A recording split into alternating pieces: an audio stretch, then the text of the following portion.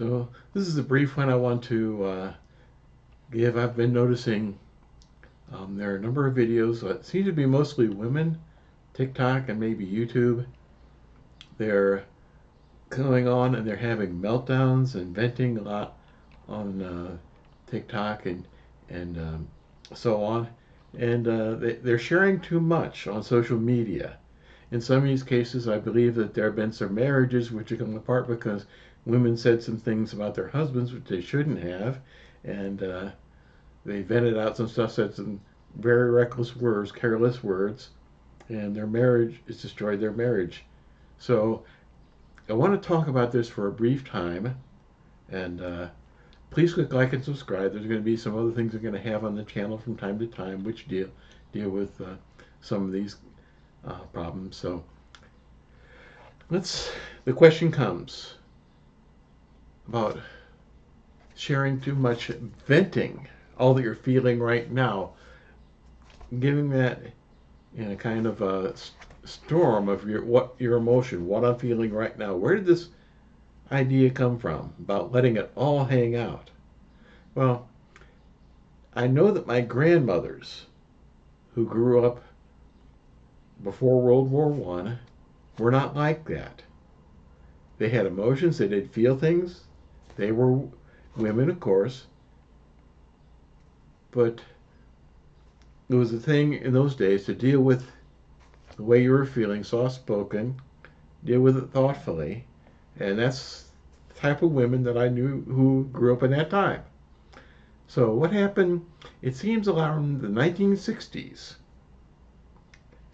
There's what we call the human potential movement. It seems to have come from a place called Esalen, which is one of my personal research projects to figure out kind of what was happening there, how it went out and affected our culture. Encounter groups became a big thing in the 1960s, and sharing all your emotions and like that. And you can see that there's an older movie which Bob and Carol and Ted and Alice, which did deal with these encounter groups. There's a actor, Greg Mullavey, was dealing with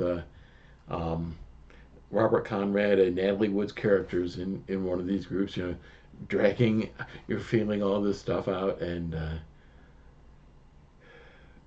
in the first Bob Newhart show, there was this kind of group therapy also. It became kind of a style that rather than a personal one-on-one with the therapist, group therapy became a thing where group members helped each other. So, what happens? Let it all hang out became a kind of a thing that we all need to deal with and share our emotions, which our emotions vary from moment to moment. So, but still, became a trope. Late 1960s and 1970s pop psychology became a part of the general culture of the time to blurt out everything you're saying and feeling.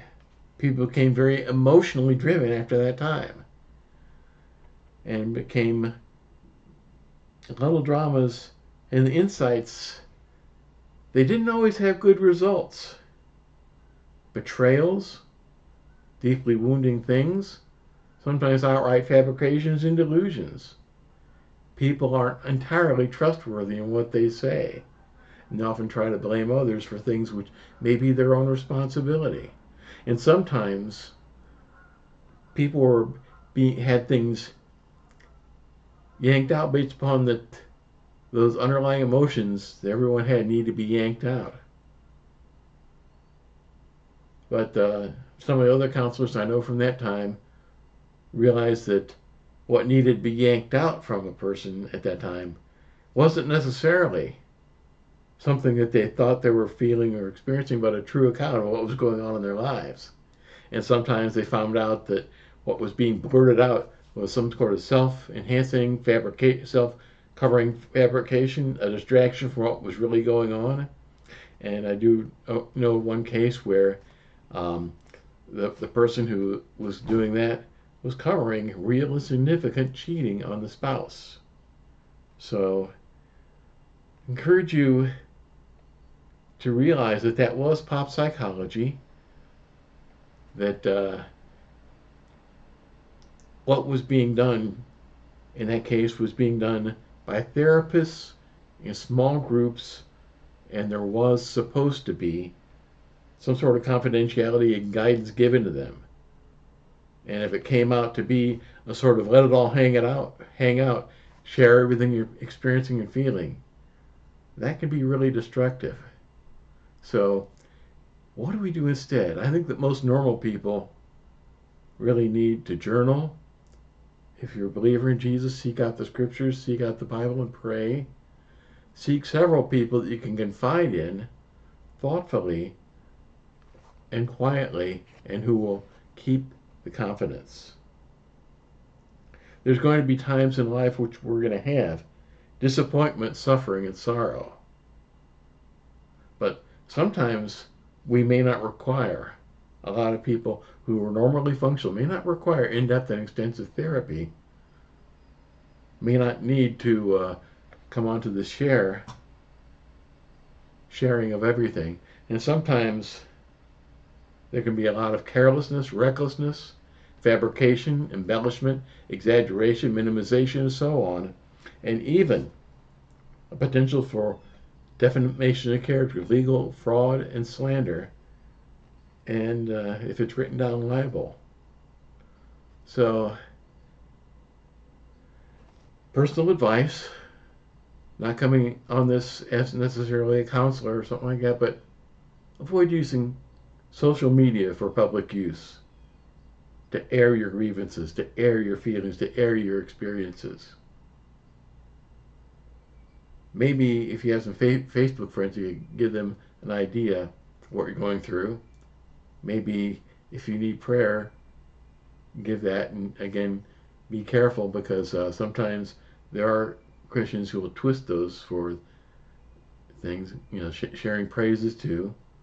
But pretty much have a written journal if you feel comfortable with that, or do your recordings and keep them to yourself and come back to them and think about what you just said, because that's what a lot of counselors will really try to do.